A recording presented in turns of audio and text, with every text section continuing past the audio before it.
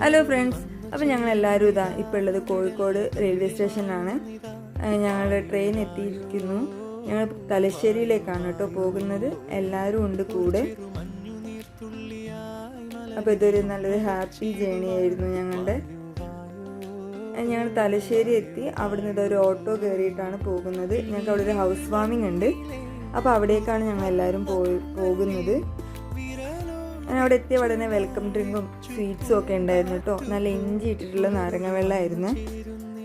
അങ്ങനെ ഞങ്ങൾ അതെല്ലാം കുടിച്ച് വീടൊക്കെ കണ്ടതിന് ശേഷം ഞങ്ങളിത് ഫുഡ് കഴിക്കാൻ വേണ്ടിയിട്ടാണ് പോയത്. നല്ല തലശ്ശേരി ബിരിയാണിയും പായസവും ഒക്കെ ഉണ്ടായിരുന്നു.